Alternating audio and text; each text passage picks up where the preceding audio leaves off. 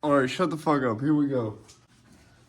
Some of y'all may or may not have noticed the pictures I posted the other day of my homeboy who was on the Modern Family and the Two Broke Girls. He's on one episode of each as a special guest actor, whatever you want to call it, right?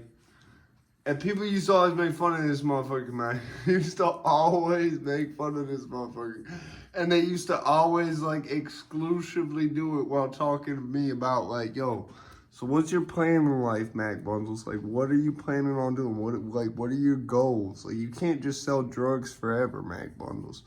Like, you gotta have some goals in life. Like, people who are older than me. People who are older than Charlie. While Charlie's in LA trying to be an actor. You know what his first fucking big break was? The Kia commercial. He was on a Kia commercial. It just zooms in on his face for like 2 seconds. And that was his first big break. He made like $7,500.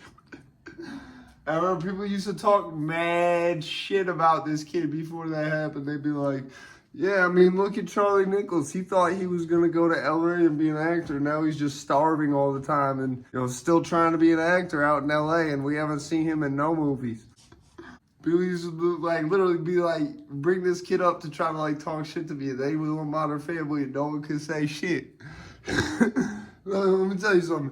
For one episode of Modern Family, that motherfucker made $60,000. Yeah. You gotta have goals in life, man. Gotta have goals in life.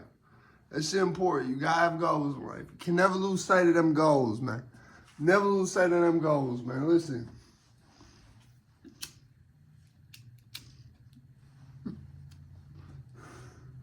If you ain't got no goals, see, there's some goals that you just don't start that shit if you ain't started it by a certain point, right? So, if your goal is be the best crackhead ever, right?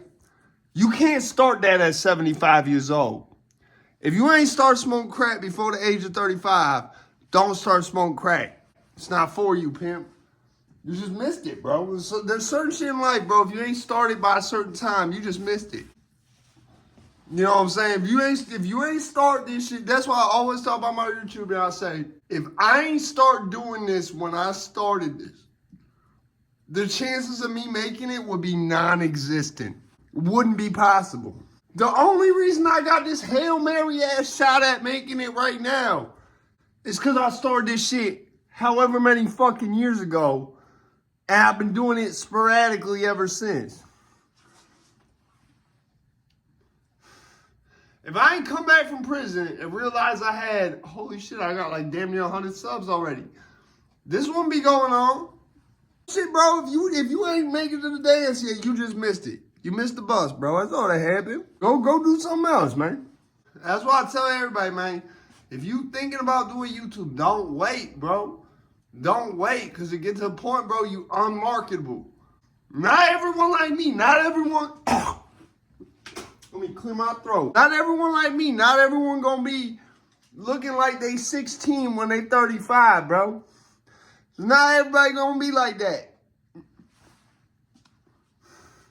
It's only because I'm a Rigelian that I'm like this. It's only because I come from the star Rigel that I'm like this.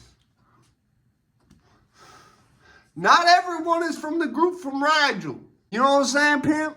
So you gotta find out whatever you gonna do. You gotta do it well. You can never give up on that shit. And there's certain shit, if you ain't doing it in time, bro, you just missed that shit, bro. It's like smoking crack, bro. You ever seen a 70, 80-year-old grandma get strung out on crack? It's the saddest shit you'll ever see in your life. I hate that shit. I hate that shit. If you wasn't smoking crack for the past 40 years, don't start now when you're 76 years old. Please don't. My mom came with a bunch of my yearbooks from camp and shit the other day, right? That's where I found them pictures at. And I saw the picture of me and Charlie Nichols. And I said, yo, it was like looking at a picture of Chris and Nancy. Okay, you know how there's mad matches from early on in Chris Benoit's career where you could see him with Nancy. And it's just in your mind, you're like, they have no idea what's about to happen in the year 2007 for them.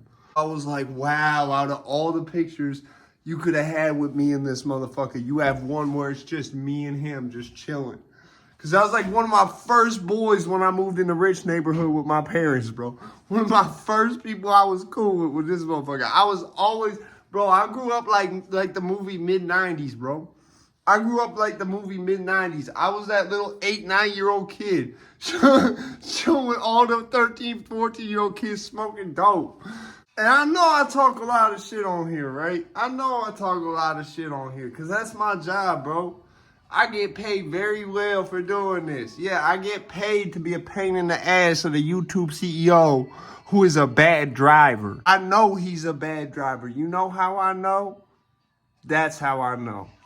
No one knows what it's like to be the bad man, to be the sad man behind blue eyes. So I've got this Bridge Kids disc coming soon. I want to wait. Listen, my buddy Sean, who's really the reason that I had the issue with Bridge Kids to begin with, just got put on hospice, which means he doesn't have much time left. I kind of don't want to do this while he's still here, because I don't want to drag him into anything while it's his last final days. You understand? He's been made aware of Bridge Kids. I made him aware of it before he was on hospice. We both felt sort of the same way about it. Like it was too close of a resemblance to me and his friendship, especially. Like it wouldn't be this much of a personal thing to me if you didn't have Mo looking exactly like me and Skids looking exactly like Sean and literally using the same exact character traits for both of us, from the big ears to the violent behavior to Skids always running people over with his wheelchair. Like, so I'm gonna hold off on that till, you know, Sean is at peace with everything. You know, it's hard for me to talk about what's going on with Sean because I feel like I should have been there for him more. And there was times I couldn't, there's a long time I couldn't be there for him because I was incarcerated. And I couldn't be there for him. But I will say this, that kid had more heart than anyone else I knew who had full use of their body. And whoever Mike Carp is had to have gone to school with us. He had to have gone to school with us. And he owes us money now. Yeah, we're gonna extort your bitch ass. We coming for you, nigga! On top of that, the legendary Paul has passed. Paul was a fucking legend and I ain't even know him. That's how legendary this motherfucker was, bro. That's how legendary this motherfucker was. Listen, that's the sign of a legend. Take it from someone who been there. If you got people who don't even know you but know you, you a fucking legend. I realized I was a legend when I was in the same room as 2-3 other people. They're talking about me and don't even realize the person they're talking about is literally standing 10 feet away from them. And they just bought weed off them. That's when you know you a legend. When people who don't even know you know who you are. This motherfucker Paul was a fucking legend. You know why? Motherfucker ain't say shit. And out of nowhere would just say some shit like, stop stealing my money. To protect certain people from the reason that, as to why I know who Paul is, I'm not gonna go into how I know of Paul, but that man was a legend. Listen, he give people with dementia a good name.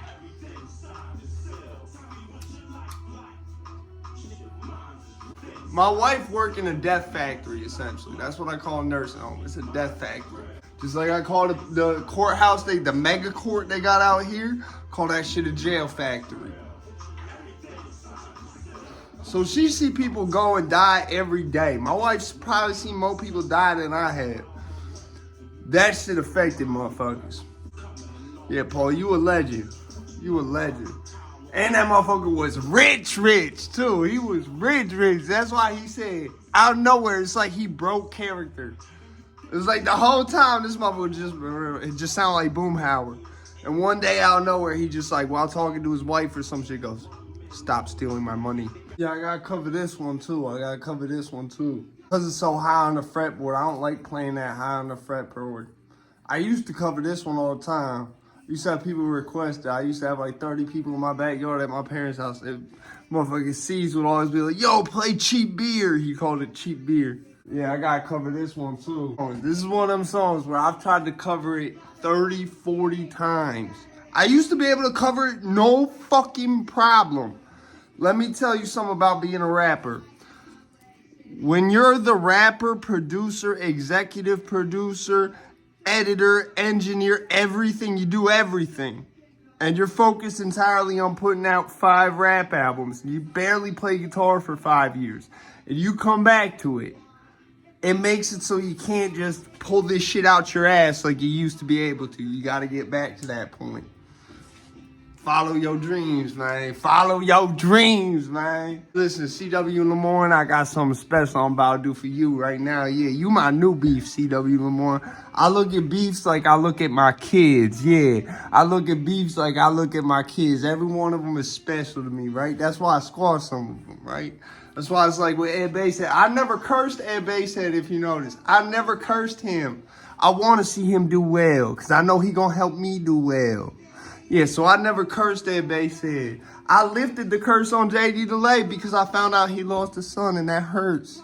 That hurts. That hurts the heart. It's like what he was doing in the grand scheme of things. Was it affecting me? It was pissing me off, but that's about it, you know? And it would piss off anybody who had morals. So I lifted that one.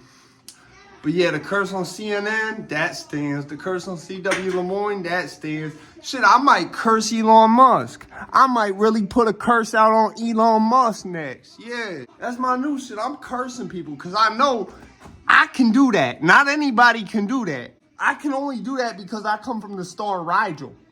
That's my new shit. Tell people I'm an alien. I don't think I'm from the planet. I'm an astronaut. So, Rio Free is backwards. The first day out, Rio dropped had me a little bit worried. I was worried they Bobby Shmurdered him. Then he dropped some new shit. I said, Rio back! Rio back! It's the real one! It's the real one! See, that's the thing about cursing people. They can't expect it. They can't defend against it.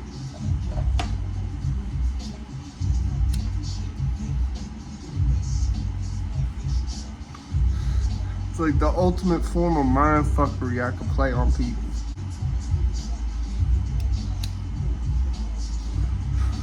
And all it takes to make a skeptic a believer is they get in a car accident right after I put a curse out on them. They're gonna be like, fuck, he cursed me. Because there's no sign of foul play. I just said some shit. It's not illegal to say some shit. It's not illegal to do that. There's no law that says I can't curse people. There's no law against it. Just like there's no law saying you're not allowed to practice witchcraft. In fact, there are laws that protect you from from the government being able to say shit like that. That's called the First Amendment. Now, support witchcraft. When I curse people, I do that. I'm like a paladin. I'm like a paladin, you know what I'm saying? An empiricist, you know what I'm saying? Odin, the Norse god. I'm still waiting on my debate, what if all this? Still waiting on my debate. You got some debating to do with the Ice Lord Nation's UN General right here. It's the general speaking. You notice the hair start getting longer, the attitude start getting more and more ghetto again. In fact, with the edge up, it gets more ghetto. That's my new shit. Just let this grow and just edge this up. That's my new shit. If I see any of y'all trying to take my style, I swear to God, I can't even say I put curses on people.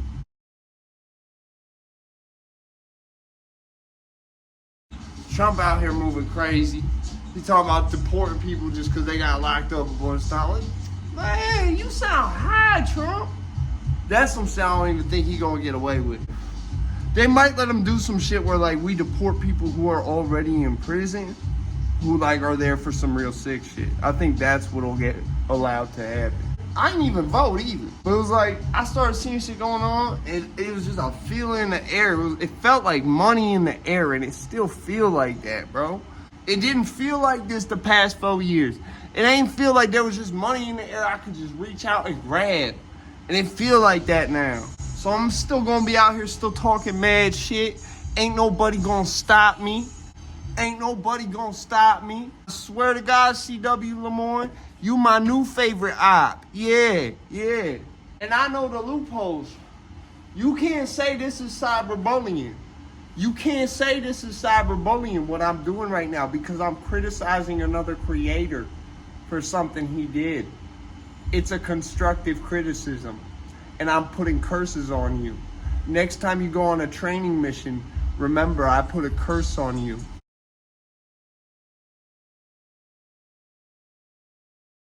Fed Baby, Dick Marcinko, Cobra Jet, Fabers. I'm out here.